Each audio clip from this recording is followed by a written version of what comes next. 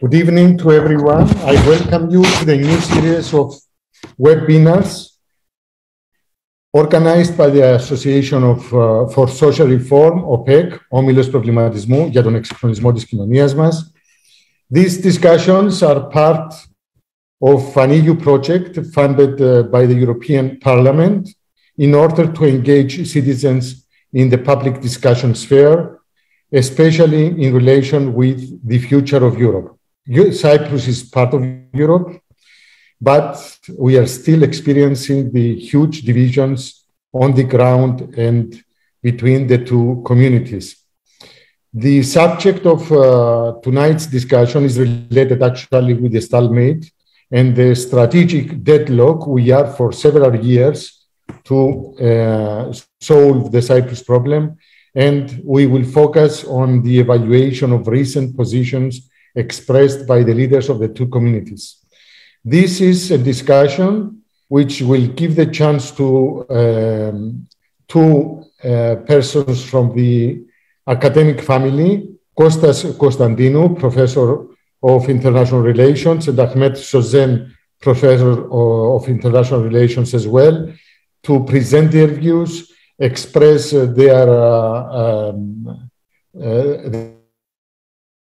evaluations and their reflections of what is happening also and how this deadlock is perceived by our communities, the Turkish Cypriot community and the Greek Cypriot community. I will moderate technically this discussion. Soula Hadjikyriakou, my colleague, journalist, member of the executive board of OPEK, will have the main coordination of this discussion. Soula, the floor is yours. Can open the microphone, please.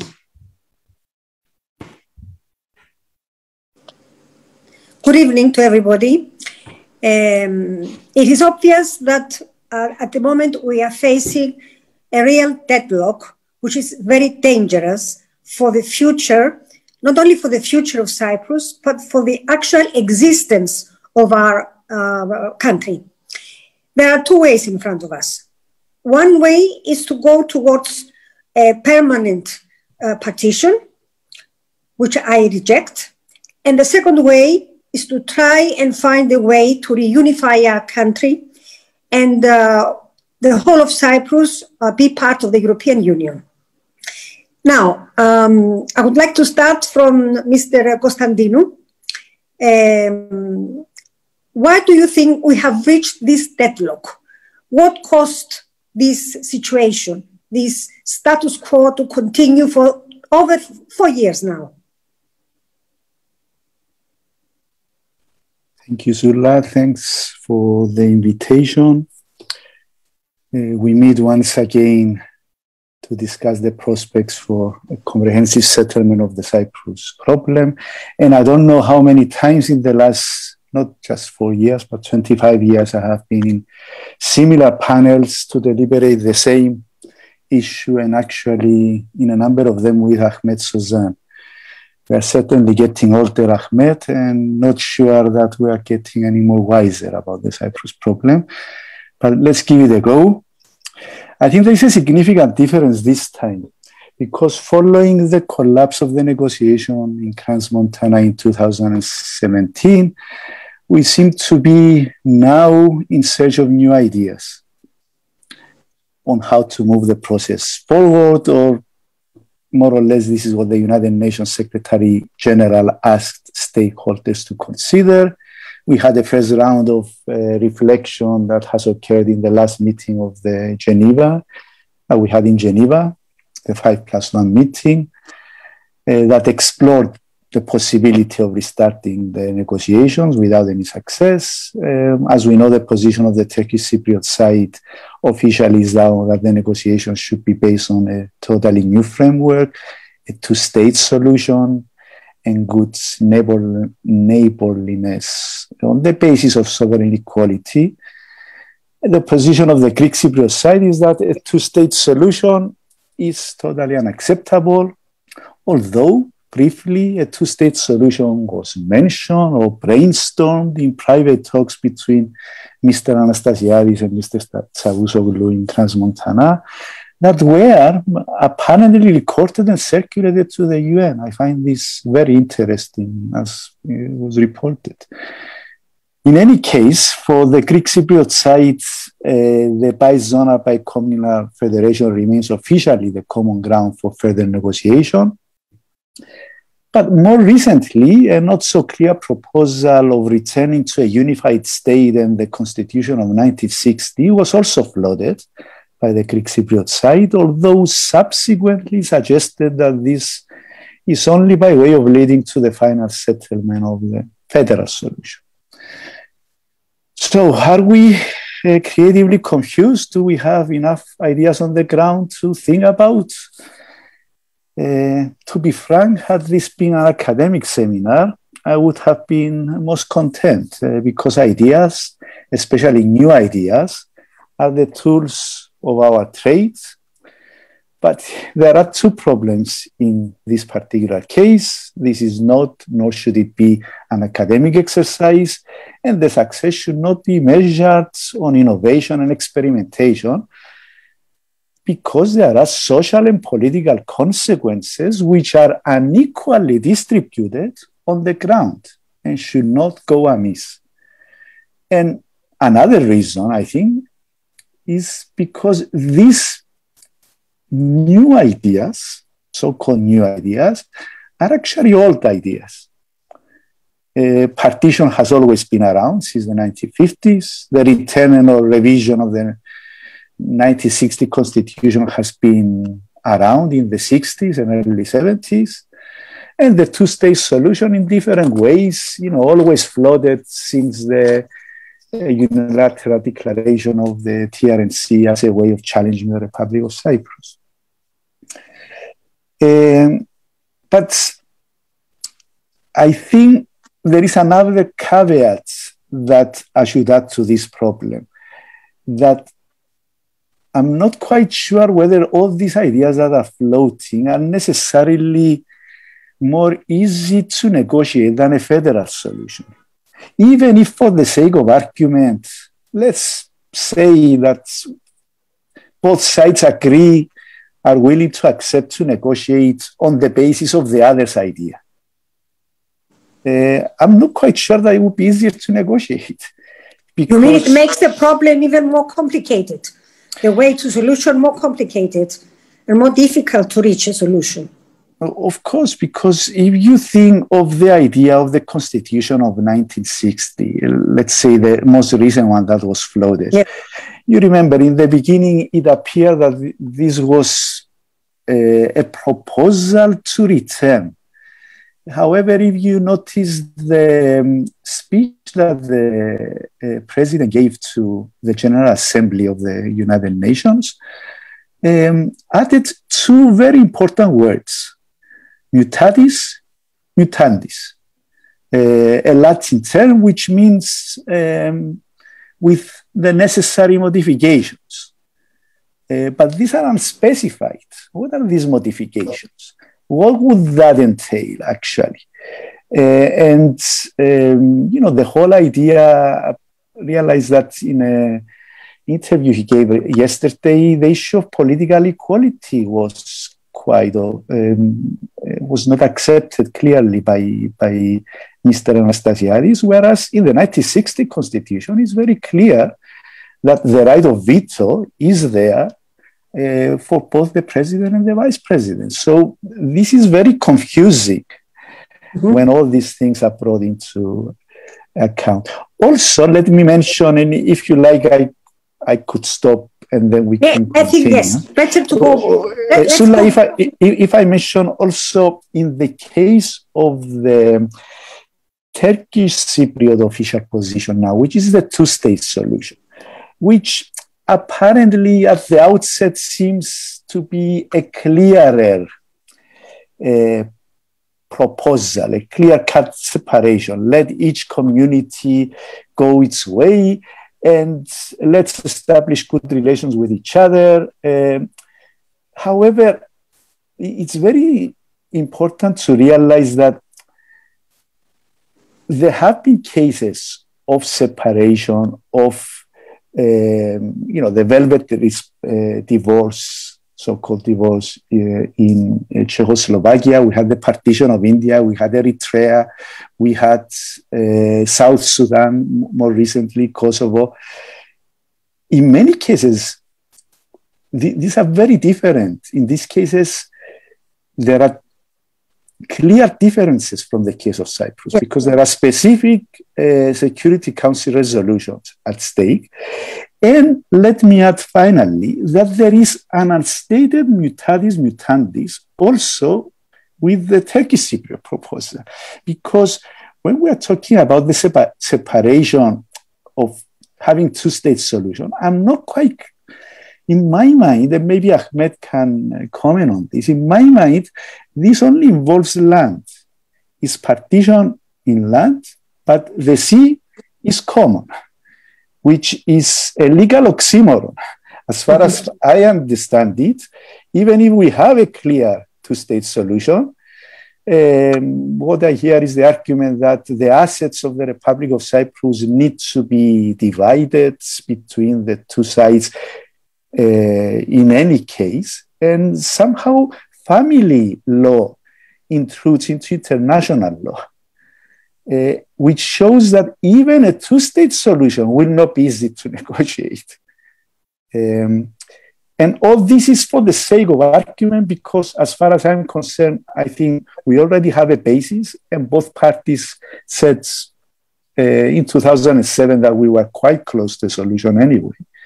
So we are embarking on new ideas which have political consequences. This is not just an academic exercise. Okay, let's go to Mr. Sözen. Mr. Sözen, why do you think Turkey and Qatar are insisting on a two-state solution, since they know that the international community will not accept it?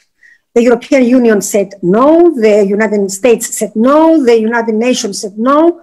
Can you hear me? Yes, of course. Okay, because we cannot see you. Here you are. Why do they insist on this proposal? Well, before answering your question, first of all, thanks for the invitation. Thank you, OPEK, for the organizing this timely meeting. Let me start by saying that what I've been saying for a very long time, as my dear friend Costas mentioned, that we have been on the same or similar panels so many times in the last quarter century, that although the status quo in Cyprus has been very stable and sustainable, but nonetheless, the conflict has not remained static, or the status quo has not remained static.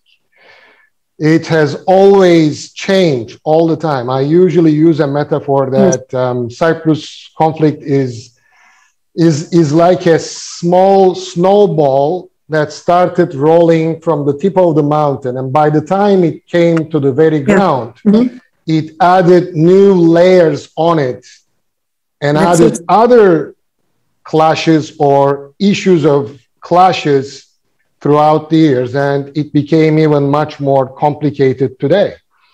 The Turkification of the northern part has reached such a point that I'm not saying irreversible. I'm not saying that yet.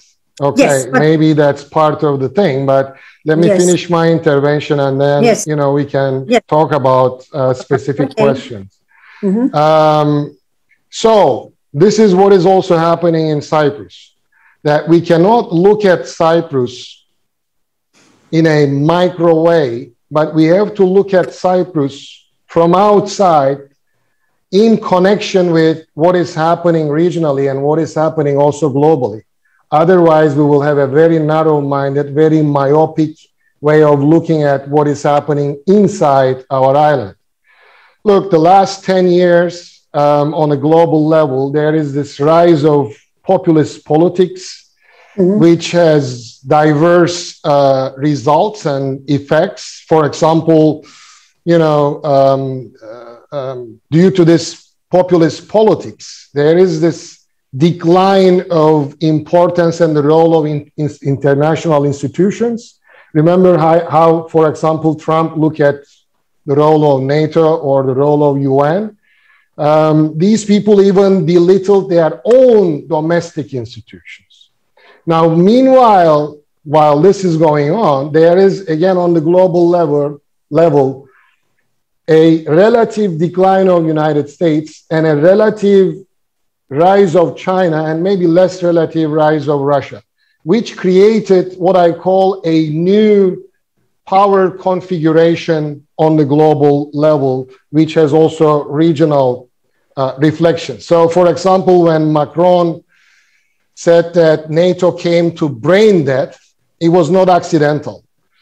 Or when the Brits left EU, it was not accidental that we started seeing France more assertive and more visible on the European front, as well as in the Eastern Mediterranean, while France is not an Eastern Mediterranean country, though it's a Mediterranean country, but not specifically an Eastern Mediterranean country. Yeah. So in a way, with this new power configurations, new power balances, it seems like everything is up for grabs in the sense that we started seeing all these regional countries, including, for example, Turkey, including Greece, including France and whatnot, Egypt, Israel, being more visible and more assertive in the region, trying to exert their sovereignty as well as their sphere of influence. So part of why Turkey changed its policy is due to these new global and regional dynamics or changes. But there is also another part of the reason, which is much more domestic to the Cyprus issue, and that is that the Turks have been perceiving that it is the Greek Cypriot leadership which is not ready for a federal solution. And they have been claiming that we have seen this in 2004, and finally we have seen this in Crans-Montana. In their mind, it is Mr. Anastasiadis who sort of turned the table over. So it created a kind of frustration and exhaustion in the Turkish foreign policy making. In addition, the kind of policy that they follow today, where, you know, in simple terms, it's the cooperation of two sovereign equal states thing, is also a kind of retaliation to what I just said, meaning the stance of Mr. Anastasiadis vis-a-vis a bizonal, bicommunal federation, as well as his position regarding the Eastern Mediterranean maritime issues and this whole, let's say, hydrocarbon issue not being accepted as a negotiation issue.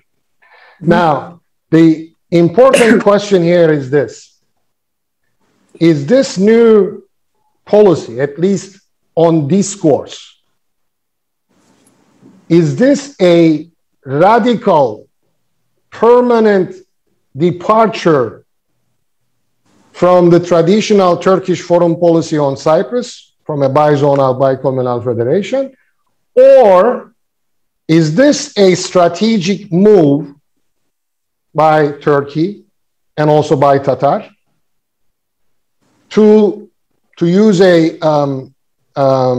saying, to show the depth and get the other side to accept malaria? There is a saying in Turkish like that, probably in many other languages. The death is two-state, and malaria is bizonal, bicommunal federation based on political equality. Now, which one is this? I'm not so sure yet. But if, the way I see it, if the next several months, if we start seeing Turkey having found a modus vivendi, a working relationship, a normalized relationship with United States and European Union, then I think that they will shift back to a bizonal, bicommunal federation, and hence, prove that this was a strategic move to push the other side. But if that is not the case, and Turkey's relations with the West, its NATO allies, even go south, even gets worse, then I don't see Turkey's side making any flexible move. Now, specifically answering your question on whether Turkey is not aware that this two-state solution is not acceptable by many, I think that they are clever enough to understand that it's not just the P5 or the Europeans, even those countries who could be termed as the friends of Turkey have not shown support to this position. So they know that Kosovoization of Cyprus, meaning that some, maybe 100 countries recognizing TRNC is not possible. But now they can afford this policy to a certain time. Yeah. I'll finish here and then I'll be ready to answer any questions you might have. Yes, of course. Mr. Constantinou, do you think that Turkey keeps talking about the two-state solution because it believes that Anastasiadis not really want to? He's just dragging on time. He's just wasting his time until he leaves office, until he leaves power. So there is no point of having new discussions, new talks, and the status quo climate actually helps Turkey to worsen the things on land. It's a situation that helps Turkey. Well, it may be a tactical move on the part of Turkey, but Turkey has also been, let's say, more ambitious, both regionally and internationally. So in terms of seeing the possibility of a two-state solution as a real possibility, not in the short term, but in the long term, I don't think this is not in harmony with the current vision of the great Turkey, of the powerful Turkey that has regional, but also has global reach and outreach. Think of beyond Qatar, think of the bases in Somalia, think of the current attempts to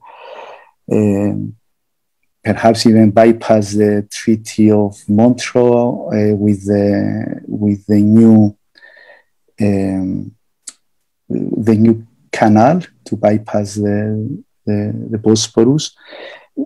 There is a lot of ambition in this particular Turkish government that we need to take this into account. But I would agree that the Greek Cypriot side has not made it easy, has allowed Turkey to pursue this two-state solution because of changes that apparently we're having. We floated an idea or mentioned the two-state solution, then kind of not really believe it. Now we mentioned the 1960 constitution. We don't really believe it, or we want changes.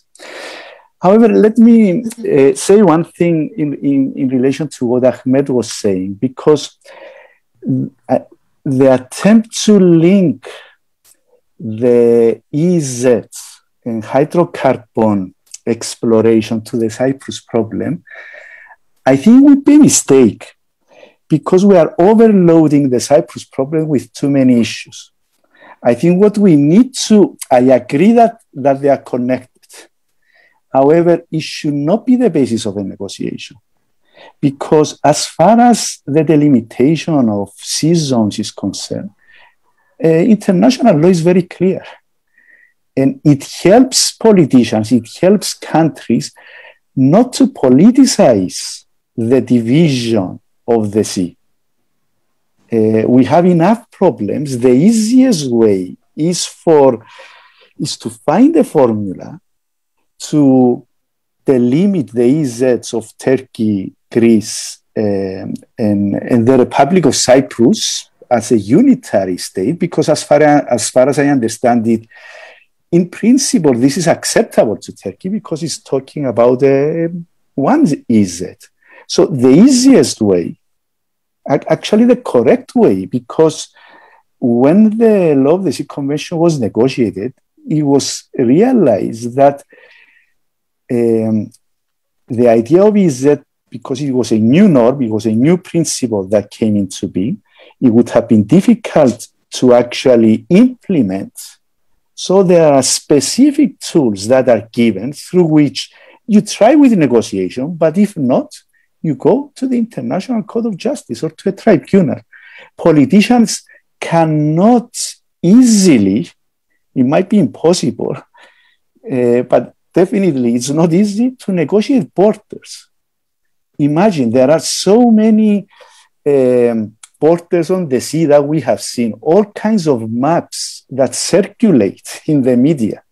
Imagine which politician is going to accept less than the maximum that has been given, either with regard to Turkey or Greece or the Republic of Cyprus. So I agree that they are linked, but they should not be part of the negotiation process.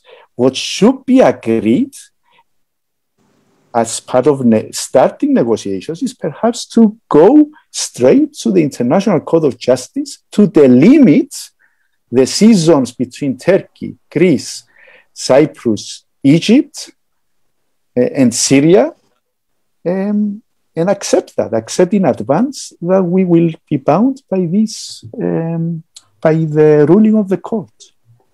I was not really referring to the delimitation. I was referring to the kind of position that Mr. Anastasiadis and before him, Christofias follow, that this is a sovereign issue and we do not negotiate this issue. I'm talking about how the natural resources, how the decisions on, for example, licensing and whatnot is not part of negotiations, or the lack of for example, an ad hoc committee, which would also include Turkish Cypriots, meaning co-decision on such an issue, which in a way is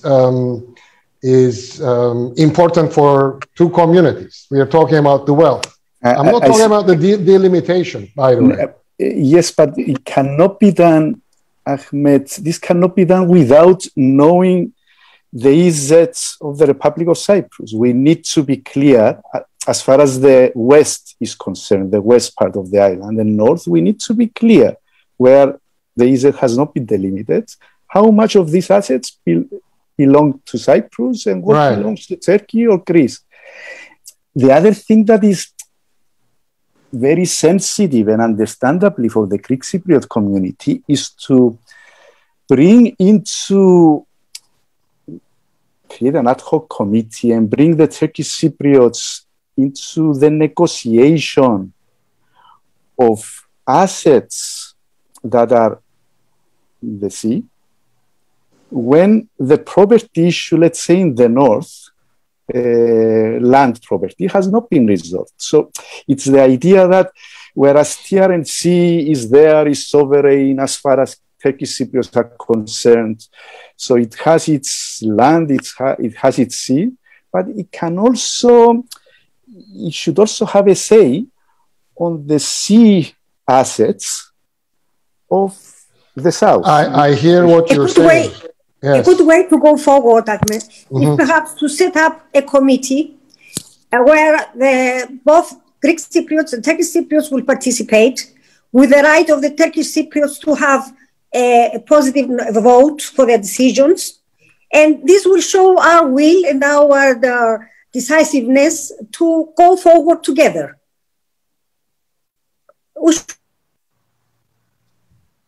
For example, until we solve all the other problems. It just shows our will to work together. Right. I mean, I definitely understand the sensitivities and the perceptions, but, you know, this is all these perception sensitivities, all these paranoias, for example, the recognition paranoia and all that, which is actually keeping us away from taking radical steps that can actually break this deadlock. Not just the comprehensive solution of Cyprus problem, but, you know, breaking the deadlock and moving forward on many issues. For example, what I believe that now is the time, since we do not have formal negotiations going on, now is the time, in my opinion, to actually work on a package, call them confidence building measures, if that is a sensitive terminology, call it something else. Something, a package that would include, for example, opening the fenced area of Varosha under United Nations. Inside this package, you can have some sort of direct flights for Turkish Cypriots, opening Nicosia International Airport, similar to 1993 CBM proposal. If that is not possible, I don't know. Find a diplomatically novel way of calling Timbu Ercan Airport in Nicosia Airport Terminal B, Terminal 2. I don't know. But if there is a will, there is a way. Well, actually, and many other issues could be put in this package. Like Turkey is opening its ports to the Republic of Cyprus vessels, ships and planes, an ad hoc committee to decide on the hydrocarbons issue, licensing and whatnot. A lot of people were telling me that if we agree on this, then most of the people will believe that we don't need a solution to Cyprus problem, and all these will actually make the permanent division even much more concrete. I beg to differ. I think that if cooperation on all these important issues succeeds, are possible, then it will actually spill over to more cooperation on other areas. Yes. I've been saying this for the last 30 years. Yes, but this Timbu issue cannot be realized, actually, because to register an airport, this has to be done on a country, which is either the Cyprus Republic, which Turkey doesn't accept, or Turkey itself, which again is not workable because again you will have flights going through Turkey, and you cannot do it on United Nations because United Nations is not a country, it's an organization. So that's why last time it wasn't. I'm not negotiating, by the way. I'm just voicing my ideas. Talking about solutions. You said if there is a will. How is Taiwan doing it? How is Kosovo doing it? I mean, there are cases that, examples can be studied. And in diplomacy, I think if there is a will, there is a way. Ahmet, Soula, can I raise two questions, sure. One for each one of our guests? I find it very, very interesting that Costas is using the word confusing situation. We have a confusing situation on what, with all these ideas floating out. We knew that in Grand Montana, even with the narrative of Nikos Anastasiadis, what was blocking the process at that time, he said, was the security issues. All ideas floating are related to the constitution and the political equality. Why? One question. Why so much confusion? And the second question, I think, comes out from the initial statement of Ahmet. Sözen, Ahmet, you said that maybe, we don't know by sure, that Turkey is retaliating towards the Greek Cypriots of what is happening with the geopolitics of the area and the EEZ situation, all this story with the tripartite alliances, natural gas. Let's stay a little bit more on this, because I need you to elaborate. Maybe if we can come out with a conclusion in these two issues, we might be able to think of how to move on. There are some suggestions, proposals on how to unblock the situation. Especially one comes from Akel. They propose something specific, which brings these two things together. But again, there is a need to do much more in order to put things back on track. So the first question is related to why so much confusion, especially on the issue of political equality. We thought the problem was security, Costas. Ahmet, how can we define whether it is a retaliation move, what they are saying now, or a negotiating card in order to check what we can do? Costas. Kyriakos, I think the question of equality is a question of security as well, or how some Greek Cypriots perceive the problem, that once you give equality, if there are no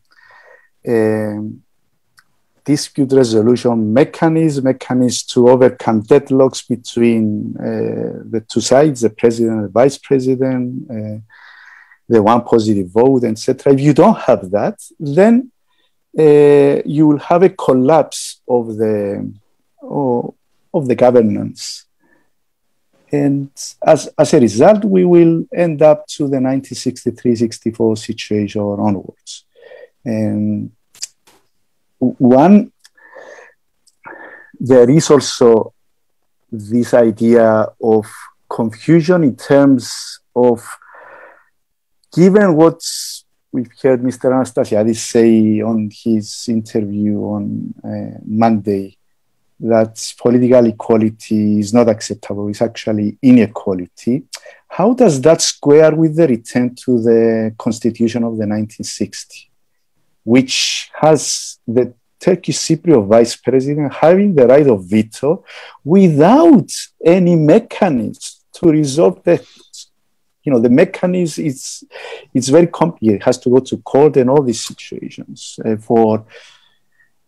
Let's not get into the Constitution as such. But the question that I think worries very much the Greek Cypriot community and is linked to equality is the collapse, is the dysfunctional Republic of Cyprus that we might get through a solution, whereas now, as a monocommunal Republic of Cyprus, we don't have. And that is why, and there is even more confusion, that is why I think the investments that we make on, let's say, things that we demand, things that we ask, without thinking very deeply about what we ask, is also something of concern. To give you an example, I think there is a confusion in the Greek Cypriot community when we say we don't want any guarantees. We don't want any guarantees. I don't understand why this is being said. At the same time as they say we want guarantees that the Turkish Cypriot constituent state will not secede in the future. So we don't want guarantees, full stop, but we want guarantees that the Turkish Cypriot state will not secede. Well, this is given through a treaty of guarantee, or you can find another name for a treaty of guarantee in order to ensure that this is not allowed. The problem is what we don't want, as far as I understand it, the Greek Cypriot side, and I think quite correctly we don't want that, is Article 4 of the Treaty of Guarantee, which basically gives the right of action, and even a unilateral right of action, to any guarantor power to intervene. That we don't want. that should change because there was a violation of that, and we see the consequences. Turkey has been using that in order to, has used it to intervene and actually to divide the island. And Greece has also violated the treaty through the coup. So we don't want Article 4. Or the Brits have not fulfilled their responsibility, because the Treaty of Guarantee is not just giving rights to the guarantors, but also responsibilities. Oh, precisely. I agree with you very much, Ahmet, that Article 1 gives responsibilities that there should be no partition, there should be no enosis. So we want that. We don't want to lose that. Actually, we want to strengthen that. Exactly. Through a reference that if there is any disagreement, all parties agree to take the matter to the International Court of Justice. This is a legal commitment that we need in order to avoid any problems in the future. So now we have guarantor powers with interventionist rights, or is given through this ambiguous reading of Article 4, they have the right to take action in Cyprus. We don't want that. We want that change. But in the south, we keep referring to the end of guarantees. No, we want guarantees. Even if you look at, sometimes since I last look at the speech that President Papadopoulos gave in 2004 with regard to the Annan Plan, where he recommended rejection. How many times he used the word, we need εγγυητικούς μηχανισμούς, or something like that. We need mechanisms to guarantee the implementation of the treaty, and that all the sides will not actually violate the treaty. So, in answer to your question, I think there is a confusion of terms as well. Equality sometimes is kind of misunderstood as creating problems of security, insecurity, and if we don't get rid completely of the guarantees of outsiders, then we will never really have any security. But I think there is a proposal for guarantees excluding Turkey from that group. We want the Security Council members to guarantee Cyprus. We want, I don't know, every time they have different ideas. But the question is Turkey, not to be there. I think this is, but Turkish Cypriots want Turkey, some Turkish Cypriots. So there is the problem. Soula, if I may, I want Turkey to be there, but not with the right of intervention.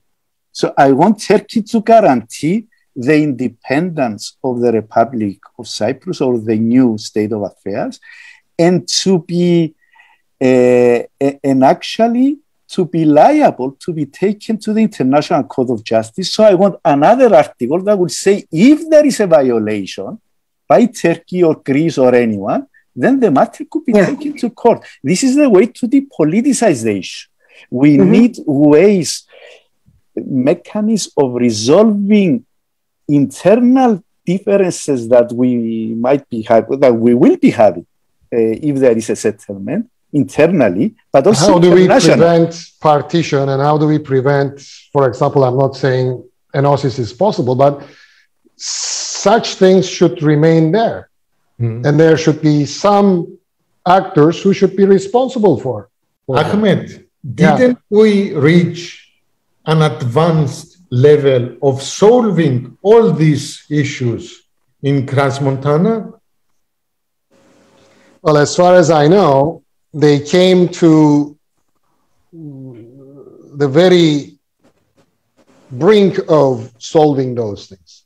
In fact, some of the diplomatic circles have been saying that the two sides were so close, or at least what has been put in front of them the last night was so tangible that both sides, as well as the three guarantors, were sort of seeing the structure.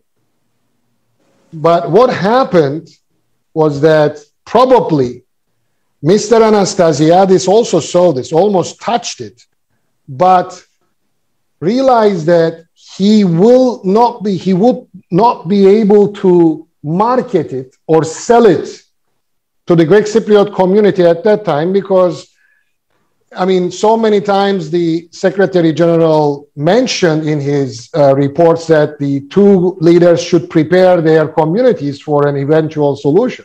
But that has not taken place.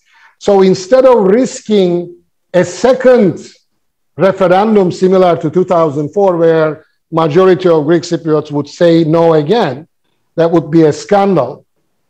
Instead, he found a way to leave the negotiation table and refocus on his re-election. And there, I think we started seeing what Costa said, some sort of confusion, that behind closed doors, he mentioned two states, then he denied it, then he came and after some time, he said, loose federation, and then he said, oh no, it was decentralized federation. And now, going back to the 1960 Constitution, this is very confusing. And what happened in between was, we have lost 4 valuable years. And what I've been saying for so many years is that instead of losing this time when there is no formal negotiation, we should actually focus on some package deals on confidence building measures that can actually trigger the necessity of a comprehensive solution. But we haven't done that either. Okay, maybe 4 years is exaggeration in the sense, but up until Mr. Tatar was elected in the north, Mr. Akıncı was there. And I didn't see Mr. Anastasiadis in any kind of urgency, any kind of hurry. So I'm still confused. I know that a lot of Greek Cypriots are confused, but I'm still confused. I'm not sure whether Mr. Anastasiadis is sincere in what is he saying today, that he can only accept a bizonal, bicommunal federation. Is he ever ready to accept a bizonal, bicommunal federation based on real political equality? I'm not so sure about that. No, he's not. He already stated it last Monday. I believe that both Erdogan and Anastasiadis are capitalizing on the deadlock that exists now to bring things to a point that are irreversible.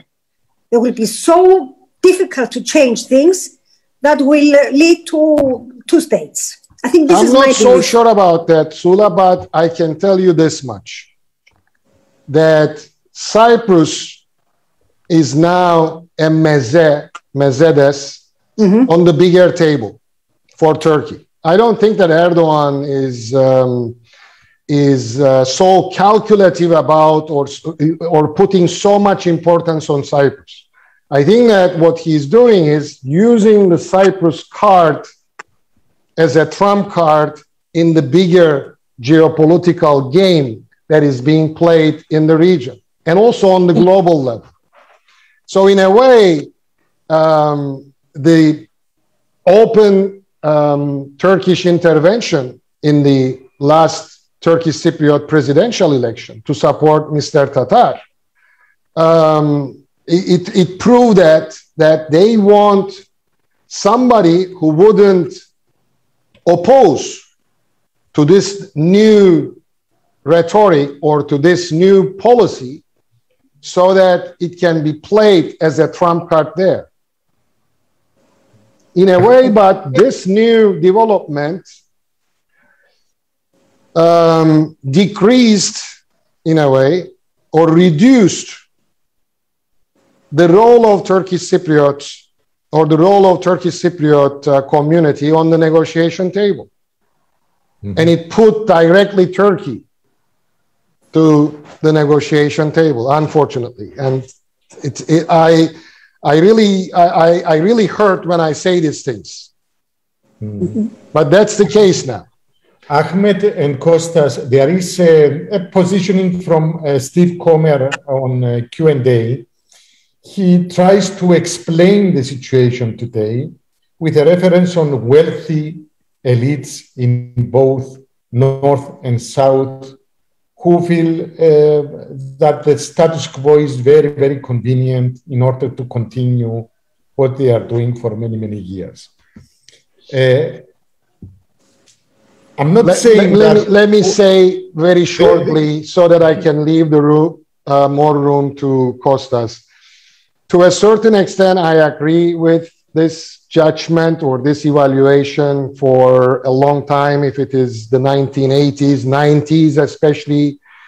I mean, this golden passports, the Paradise Papers, and now Pandora Papers, and many other things explain this for the Greek Cypriot side. But, you know, there are also realities in the Turkish Cypriot side too, that there is a comfortable business and political elite who are, very comfortable with the status quo. But what I'm saying today is something else is also added to it, which is this regional as well as global changes in the power balance, which also influenced Cyprus towards this deadlock. So it's not just the internal Cypriot elements, but this new global power configurations are also triggering this, as I explained at the very beginning. Yes. Everything is also almost up for grabs. That's why you see Turkey and the other actors in the region more assertive and more visible. Okay. Mm-hmm. So it's not just the domestic elements. Costas, if you want to evaluate the position, and you can also reflect what Ahmet says, if you want to evaluate the positions of the two sides, someone has to check carefully what is happening for 4 years now.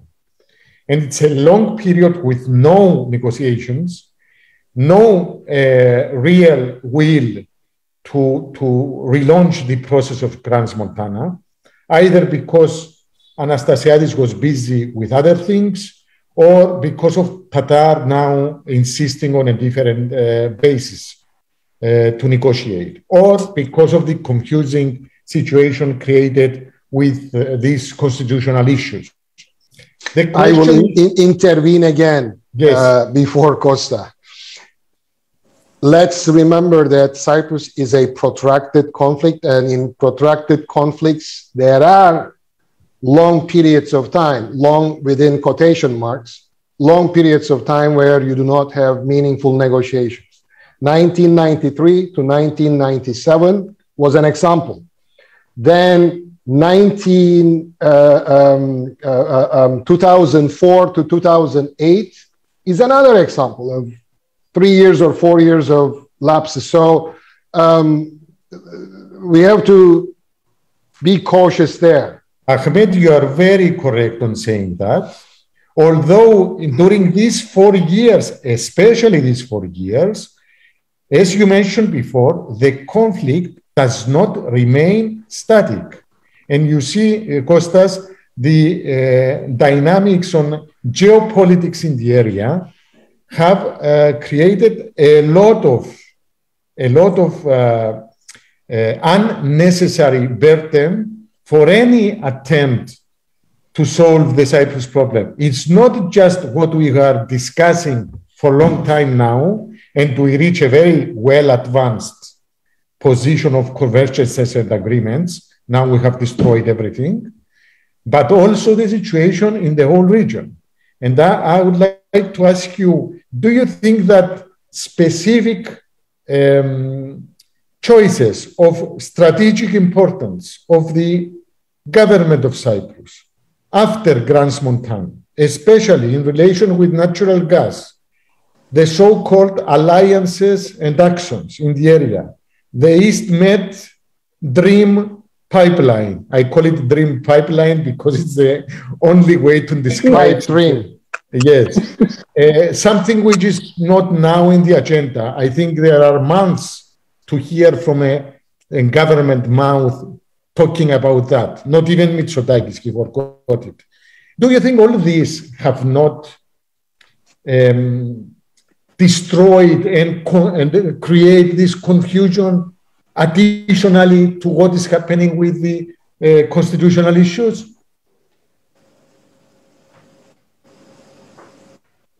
Okay, I've noted down 3 questions, Kyriakos, and I don't know how much time I have. So I don't think you will. 20 minutes. I don't think you will give me a lot of time to respond to them. But let me start with the question of the wealthy elites and the comfortable wealthy elites and how far they are an obstacle in settling the Cyprus problem. I do share a lot of the points that Ahmet has said. I think, however, I also want to point to the fact that there are the opposite of this is people who will get wealthy by solving the Cyprus problem, and they're still not ready to do it. I'm talking about refugees, Greek Cypriot refugees, who will get either through compensation or whatever, they will get a lot of money, and still they vote no. And these people, I know some of these people, I cannot blame them in the sense of, or I don't find any blemish in their approach because they will gain a lot, but they decide not to. And what kind of makes me think is, why is it that these people don't feel that they get a sense of justice? Where are we failing them as a community, both communities, failing people to understand, or maybe we are not giving them a full sense of justice in terms of what they will get as a reward by resolving the Cyprus problem. I don't know, maybe I didn't make myself clear here. What I'm trying to say... It's very clear. It's very clear, Costas. Is that there are people Greek Cypriots wish to see something, they call it justice. Yes, not just property restitution or compensation. They need something more. Yes. Or compensation for their property. Also because a lot of the displaced people, a lot of the people who suffered, some of them are in a very bad situation, but a lot are not in a bad situation at all. In the sense that when we think of refugees, when the United Nations is thinking of refugees with serious problems, Greek Cypriot and Turkish Cypriot refugees are not part of them, because in many respects, there have been ways through which they have been compensated. It's still tragic what they face, but they have been somehow compensated. So they need something more in order to say yes to a settlement. Mm-hmm. I think it's security. And this is where questions of security, the key word security, and justice, feeling that am I going to be able to go back to my house, for example? Some people, those who are alive, who remember, they have emotional bonds to their houses, feel that very strongly. Let me move to the question of the confusion and the difficulty after 4 years. How do we restart? What I see here is there is a pre-negotiation compulsion and mania that exists every time there is a short break in the negotiation or a long break, or a new leader is elected in the north or the south. We want to not just negotiate, but pre-negotiate. Pre-negotiation is how are we going to negotiate? What are the terms and conditions under which we negotiate? We get into this every time. And we get to this now. We see the problems of what kind of envoy would it be if there is going to be a UN envoy. Would it be a special representative or a special envoy or a personal envoy? And both sides are making points here and there. This is what has been said. This is what the Secretary General meant. He needs Is it part of the confusion? Is it part of the confusion? It's part of the compulsion. I think it's instrumental, Kyriakos. I see your point. I think it's instrumental. It's part of the compulsion, I would say, of the mania, of worries that if we don't pre-negotiate correctly, we won't be able to negotiate at the end of the day. At the same time, as we have agreed, and we have this principle that nothing is agreed until everything is agreed, which gives security in terms of the final agreement. But we feel this compulsion to pre-negotiate. Let me give you an illustration. And actually, how the positions of the two sides change is very interesting in relation to pre-negotiation questions. Would the envoy be a mediator or a facilitator? Do you remember that change just after the Annan plan, where the Greek Cypriot side did not want the UN good officers, the special representative, to be a mediator, because we were against, as a community, arbitration. We also demonized mediation, not just arbitration, mediation. So for a lot of time, there was constantly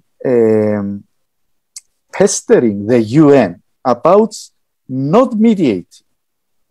As far as the Greek Cypriot side was concerned, we are only interested in a facilitator. In other words, someone who will take notes of the positions of the two sides. Well, this is exactly what Tatar wants now. As far as I understand it, the idea of a personal envoy without a special mandate, etc., is basically someone who will come. Here are the two sides, the different ideas that they have about solving the problem, and not moving the process forward. So also, the no strict deadlines. This question on no deadlines. No strict deadlines after 50 years. That's also very interesting, Soula, in terms of the.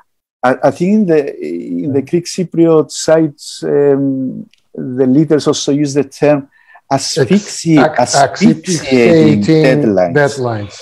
Now, the issue of time frames, of timelines, is important. Of course, you need to have enough time.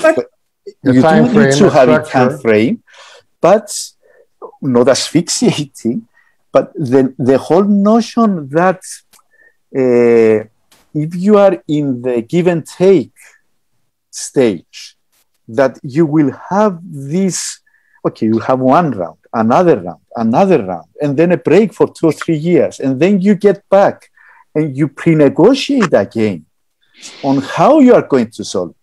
And this is not just Anastasiadis, to be fair. You know, we found that with Christofias, we have found that with Spiros Kyriakos in his first presidential term.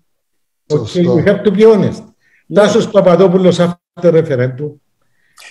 Dimitris Christofias, I'm talking about the Greek Cypriots, maybe Ahmet might add. Well, for a long period, it was Mr. Denktash covering all these. So.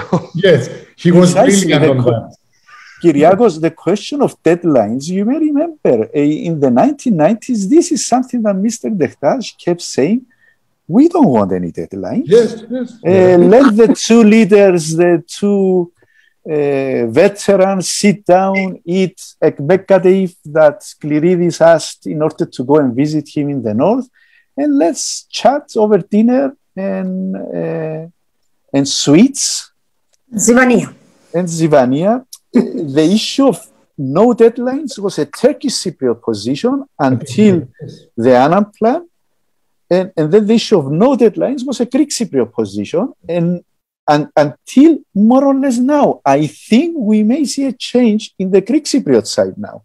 Now that Tatar doesn't want any deadlines, because he realizes that the two-state solution is not possible now. It needs to mature, so he needs more time.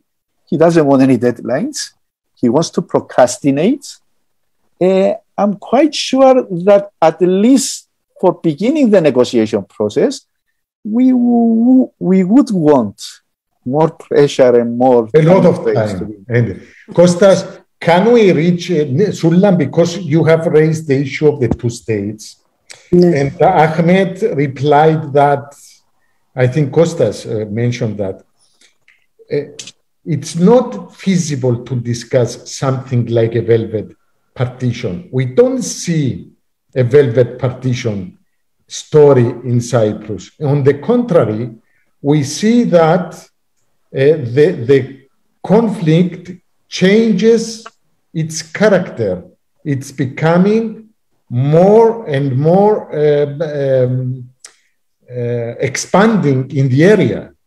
Now we have these stories with the geopolitics and the EZ delimitations, etc. We have all this confusion with the other actors in the area. We do not have any progress on EU-Turkish relation, which was a very, very important element to bring all sides closer to a compromise for Cyprus. We don't see any breakthrough on Greco-Turkish relations. On the contrary, we see that Cyprus is exporting the tensions outside of Crete, nautical miles out of Crete. So, Ahmet, do you see that we can find a way out and reverse this situation, and how? That's $1 million. That's $60 million question. Billion, yes. Well, as I told you before, a lot, unfortunately, depends on the developments in Turkey and how Turkey's relations will evolve with the new Biden administration as well as the EU. I'm not really very pessimistic because there is also, there will be an election in Turkey sometime between now and 2023.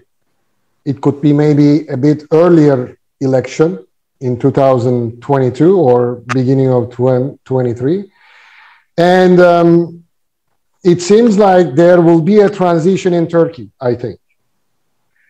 We have seen opposition parties in Turkey, 6 of them, sort of coming together and agreeing on the idea of changing this peculiar presidential system, or some call it patrimonial sultanism, to an enhanced parliamentary system. If that is the case, again, lots of things can also change in the Turkish foreign policy too. But if you are asking me what we can do in Cyprus, how we can break this deadlock, I think the only way is to engage and engage Turkey, not just on the Cyprus issue, but engage Turkey on the bigger picture. It seems like a change of paradigm in looking at some of these issues in the Eastern Mediterranean, rather than focusing on this sovereignty-based, statist and securitized focus. If we can change cooperation in the Eastern Mediterranean to something else, like cleaner water, tourism and whatnot, and involve all the littoral states, all the coastal states somehow, it can actually change some of the arithmetic. But, you know, we need creative diplomacy and creative leadership, which is basically lacking. I'm not talking about Cyprus, but in Europe, we are lacking that. So it seems like, you know, remember during Christofias' time, we wanted Cypriot-owned process? Remember that, right? After the Annan plan. Well, if we have a Cypriot process today, forget it. Of course, you're right. But the thing is, outside of Cyprus, the Cyprus issue is not so much pressing on the Europeans or other, let's say, Western allies, including United States. They have actually bigger fish to fry now. So Cyprus, as long as they see that the sides are coming together informally and continue a kind of dialogue with Guterres, that's fine. As long as bombs are not exploding, as long as there is no tension in the Eastern Mediterranean and whatnot, nobody has the urgency to solve the Cyprus problem. So we are stuck in a time when the local leaders or the local leaderships are not engaged, they are not interested, but we are also in a stage where the international actors are not really, there is a exhaustion and a kind of Cyprus fatigue that, you know, nobody wants to touch this. And it's solving it is not really seen as rewarding to put that much diplomatic effort for something which is, in a way, they see doomed to fail. And do you foresee until 2023 presidential elections in Turkey things continue on the wrong course? There is no room for inventive diplomacy in that period? I mean, I'm always a optimistic person and all that, but the way things go, unless, as I said, if the US administration and the EU find a way to engage Turkey in a meaningful way and sort of mend this rupture between NATO and Turkey, or between, more specifically, United States and Turkey, Turkey will move more back and forth between United States and Russia. This is sort of this moving away from traditional Turkish foreign policy to a more transactional foreign policy, issue by issue. And that is not really helping. If there is a kind of reward, sort of carrot shown to Mr. Erdogan, but maybe behind closed doors, they also show the stick. That's what I call engagement, because engagement is not just one way of just carrot, but it's carrot and stick. We need real engagement. That's the only way to move it. Costas, what is your opinion on that? The global, the broader approach and broader approach. And of course, we have elections among the Greek Cypriots soon. In 23, we have also elections. Most probably, I don't think that there is any room of any chance during Anastasiadis' presidency. We have to think of a different approach, a different person, maybe someone who can think differently as well. Kostas, what do you think on the broader picture? But even if we have someone else, he would still, or she would still, also need to engage Mr. Tatar. So what about the change in the north? And I think the commitment to a two-state solution is very real.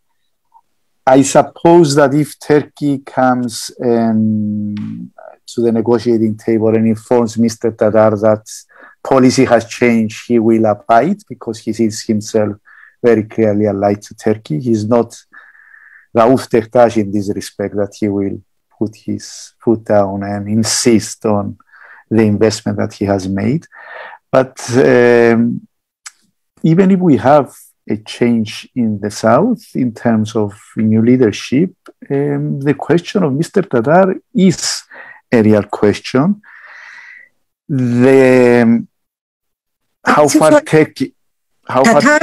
Qatar depends on Turkey, on Erdogan. If Turkey changes its idea how to go about, Qatar will follow. I think you are right, Soula. I was coming to this point, which is that there are too many ifs. Yeah. And history will not be realized with ifs, yes. Too many ifs. The realities that we face now is really, really tough.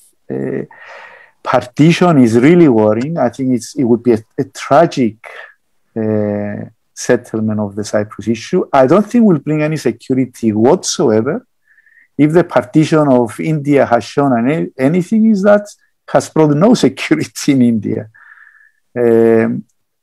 let alone a small state like Cyprus, let alone a state that will also be part of the EU, that if EU doesn't have good relations with Turkey, we will have a border with Turkey, not just Turkish Cypriots with whom we have already a certain understanding or a commitment to some future solution. So things are really worrying, and if anything needs to be avoided, and this is where we need to build alliances across the divide, as far as the Greek Cypriots are concerned, I think this is the time to actually engage. It's not just about engaging Ahmet, Turkey from Europe and NATO. Yeah, I agree. We haven't touched the civil society or the community level. Yes, I agree. I think a kind of a prefigurative political approach. What is the Cyprus that we want to see, and how far is this part of our own small world? As individuals, as collectives, how far do we democratize our relations within our communities across the Greek-Turkish divide in Cyprus? I think this is very important. In the meantime, if we have no developments with regard to negotiations, I think this is something to aspire to. What we as individuals can do in order to live possible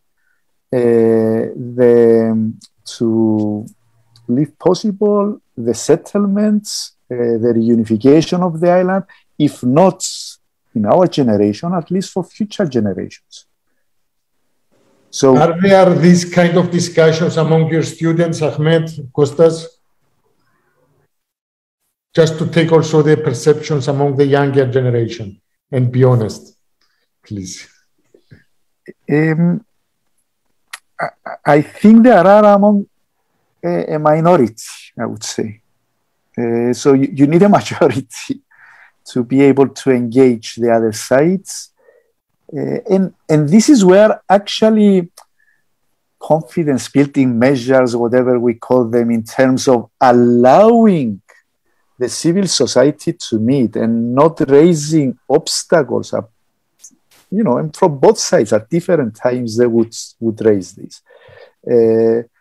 This is where we need also leadership to allow and make it less of a betrayal, in inverted commas, if you cross to the other side. Or fear, or whatever they call it.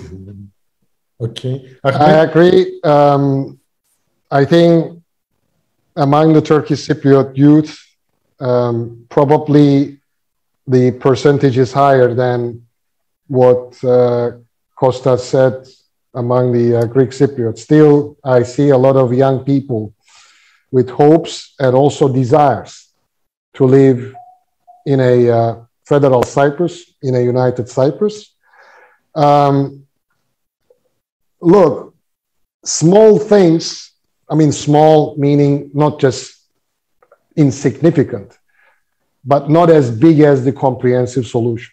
But what I have suggested during my intervention, a package deal on some important issues, smaller than Cyprus problem, like Varosha and all that, can actually create these, what Costas alluded, this new space for the civil society and average citizens to see that, yes, cooperation between the two communities is possible, but at the same time that it is desirable because the results are there.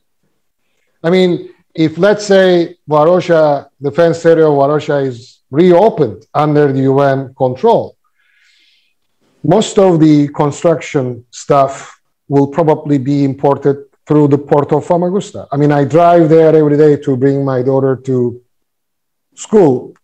Her school is just at the beginning of the entrance of the fenced area. The port of Famagusta is 300 meters away. So both Turkish Cypriots as well as Greek Cypriots will benefit from the creation of thousands of new jobs and new opportunities, who knows? So we need some things, not just symbolic, but at the same time, some things that will change the lives of average Turkish and Greek Cypriot, that they should see something positive so that they can also be part of this momentum, part of this dynamic that will also demand further cooperation, and maybe cooperation is not the right word, further integration of the two sides, further unification of each side. If I may add on this, Soula, very briefly, I agree with Ahmet. A return, for example, of Famagusta to the UN and allowing Greek Cypriots to go, it would be a great move and will really change the atmosphere in fantastic ways. In the meantime, we also, when referring to the youth, I think it's also important to see that there are new issues that concern them, and quite rightly. Ecology, for example, is something that you can bring the youth of both communities together, commonalities on problems that they feel will be their future problems, and maybe even more difficult and more challenging problems than the Cyprus problem, climate change, and generally the ecological denigration of the planet. So all the issues, symbolic ones that would really have value and creates, this sense of that things are moving in the right direction, if not through a comprehensive settlement, at least through partial restoration of justice, etc. But also new issues that would be of interesting for the new generation, for the younger generation, and the rights of the future generations. Yes. The point is, the Greek Cypriot side, the Greek Cypriot youth is under the propaganda in schools, in the army, the church. All of these things keep the young people away from the real, having a vision for Cyprus. When they take out a page from your book because it refers to Kemal, you can imagine what happens here and how the young people will react. Things are better on the other side, on the Turkish Cypriot side, but still our youth is under very, very strong propaganda. And all this by communal actions, they have been going on for 20 years now, even more. I'm not sure. But Soula, those a bit better, but not as well as we want it to be.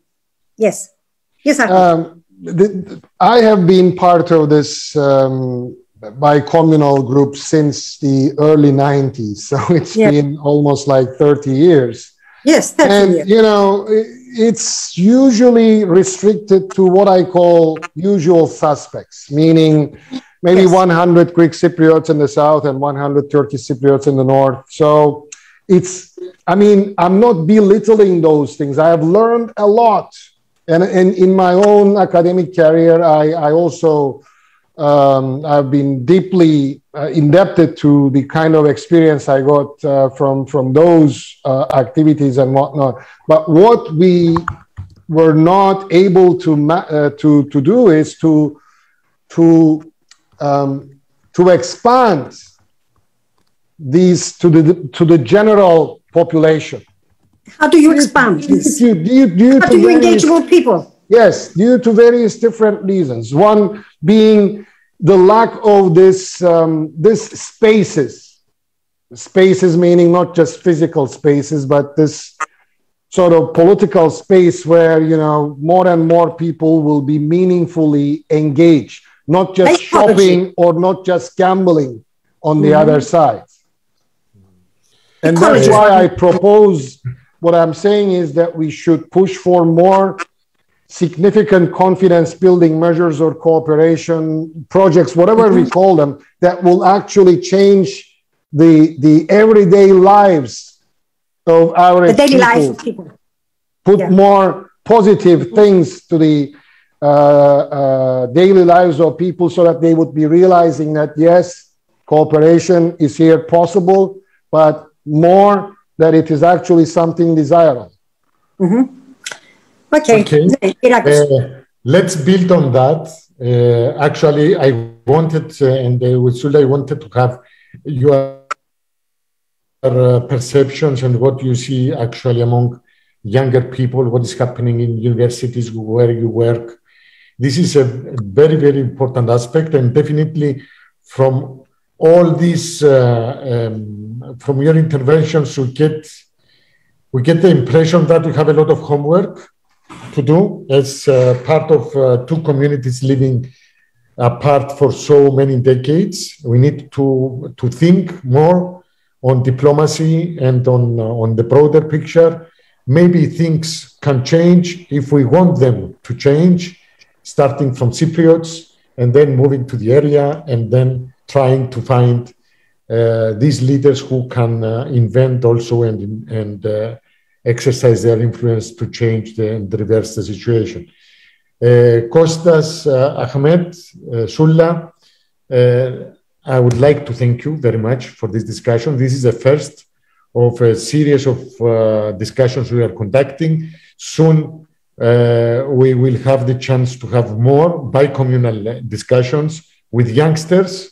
We have youngsters who are very, very much interested on climate change and participating in international fora. Soon we will give them the chance from both communities to discuss.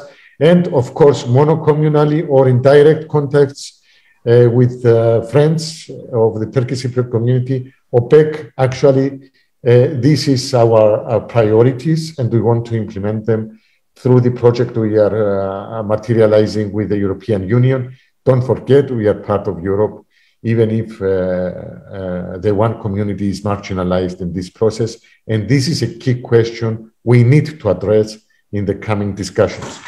Costas, Constantinou, Ahmet, Sözen, many, many thanks for your participation. Thank you too. Good night. Good night. Bye, Nita. Good night. Bye bye. İyi geceler. İyi geceler.